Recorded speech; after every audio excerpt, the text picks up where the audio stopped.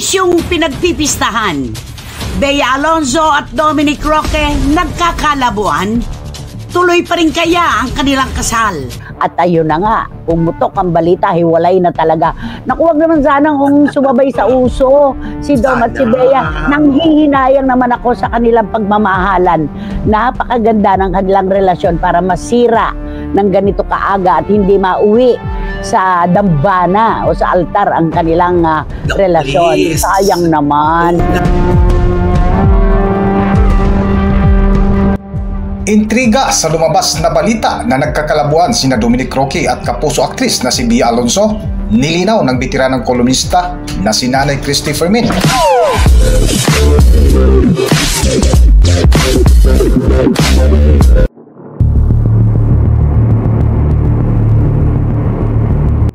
Kamakailan ay balitang-balita na sa Milan, Italy gaganapin ang kasalang Bea Alonzo at Dominic Roque ngayong taon. Dahil ito daw talaga ang isa sa pangarap ni Bea Alonzo na doon gaganapin at gagawin ang kanilang simpleng kasal kasama ang mga kaibigan at mga kamag-anak sa nasabing bansa. Naayon nga sa ilang kaibigan ni Bea Alonzo at Dominic Roque na bukod sa nabiling apartment ng dalaga sa Madrid, Spain, ay may nabili na rin itong bahay sa Milan, Italy kung saan ito daw ang dahilan kung bakit napadalas ang biyahe ng magkasintahan sa nasabing bansa. Pero hindi pa rin nakaligtas ang magkasintahan ng matinding chismis na di umano nagkalabuan ito sa ngayon. Ngunit sa programa nga ng Christopher Minute ngayong araw, February 2, 2024 ay nilinaw ni Nanay Christy at Romel Chica na walang katotohanan ang lumabas na chismis. Para sa buong detalye, narito ating pakinggan ang ibinahagi ng bitiranang kolumnista na si Nanay Christy Fermin kung saan nilinaw nga ito ni Nanay Christy na walang katotohanan ang lumabas na chismis.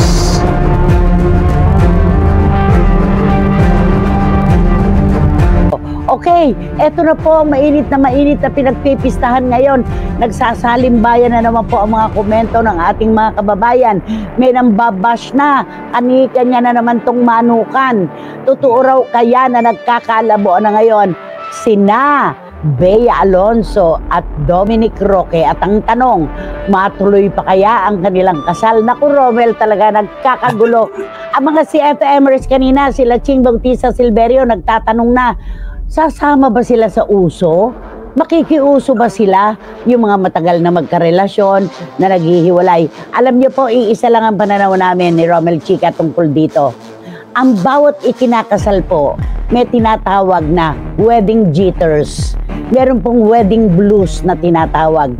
Kasi napakatindi po ng tensyon. Yung paghahanda, di ba, Romel? Oo, Nanay, kaya po talagang ako hindi ko makikita may isip na hindi matutuloy ang kasal kasi talagang nakita mo kung paano sila magmahalan. Porkit nawala lang yung sing-sing na hindi so. Diyos ko, ang dami-dami ng espekulasyon na naglalabasan. Nakakalungkot. At saka alam mo, yung kanilang pagpapalitan ng sing-sing, minsan hindi naman talaga ginagamit ni Bea yun eh. Diba?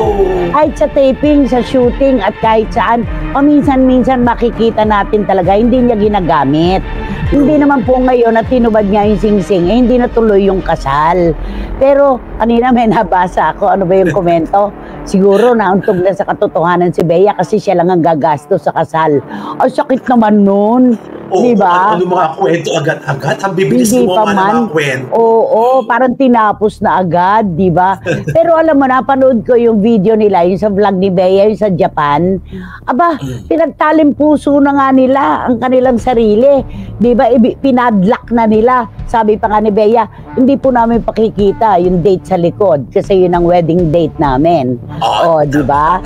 So, siguro nakakaroon lang talaga ng mga jitters na tinatawag. Yes. Ay, pagpili pa lang ng mga principal sponsors, mga ganyan. Meron na talagang ano yan, di ba? Kaya, huwag po nating unahan. Nangyayari lang po yung ganyan. Pagbigyan na lang natin sila dahil tayo man ang lumagay sa kanilang sitwasyon. Mangyayari yan, di ba? Correct. Lalo na sikat itong couple na ito, lalong-lalo na si Bea. Ang lahat ng mata ng tao ay nakatutok sa kanila ngayon. Bawat kibot, bawat plano, nandun lahat sila sinusundan. Totoo yan. Pero napansin ko lang, nung nasa Japan, hindi nga sila masyadong sweet. Naku, dinagdagan ko raw. Eh, di kasi sanay ako eh. Sanay ako makapanood ng mga vlog nila, lalo na si Bea na pag nasa ibang bansa sila, ang sweet-sweet nila eh. Eh, yung sa Japan, hindi ko sila masyadong nakitang ganun eh. O, nadagdagan ko pa yan. Hindi nga daw nakita si Dominic Roque si Bea Alonzo nung birthday ng nanay ni Dominic. Wala. Nako, ayan na. Diyan nagsisimula yung mga uninvited, di ba? Correct. Di ba ganyan din yung kay Richard at saka kay Sara Labari, di ba? Laging wala si Sara sa mga piging ng mga Gutierrez. At ayun na nga, pumutok ang balita, hiwalay na talaga.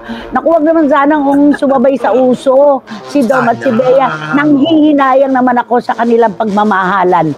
Napakaganda ng kanilang relasyon para masira ng ganito kaaga at hindi mauwi sa dambana o sa altar ang kanilang relasyon. Sayang naman. Laban lang dapat. Ipaglaban ito ng bonggang-bongga para matuloy. Pero kung talagang may mga nagaganap na hindi natin alam at hindi pa nila sinasabi, wala tayong magagawa. Ganun talaga eh. Siguro, di ba sabi nga, pagkapanganak pa lang natin, meron na talagang nakadestino para makasama natin habang buhay. Eh kung gano'n na mangyayari, maaaring baka hindi nga sila yon, di ba? Baka meron pandarating sa kanilang buhay na nakadestino talaga para makasama nila. May mga gano'n eh. Kaya, how I wish hindi totoo yung duda at haka-haka ng marami. Kasi nga, hindi na raw naglalikean sa kanilang mga post, di ba? That's shoes. Eh, syempre nga, di ba? Di ba na kasi nga, di ba pag yung mga jitters, kaya gano'n nga eh, nagbabago lahat ng mga moods nila na parang, hayaan mo na nga natin itong mga bagay-bagay ito. Iwas nga muna tayo kasi nape-pressure na sila masyado. Totoo. Sana, gano'n lang. Hanggang leeg ang pressure talaga, ang stress ng mga ikakasal hanggang leeg. Napakahirap kaya niyan. Nakakahinga na lang silang mabuti pagkatapos ng kasalan. Alam mo kung minsan nga parang lutang ang mga ikakasal, di ba? Lahat shoes na may takong. Na may takong. Oh, di ba?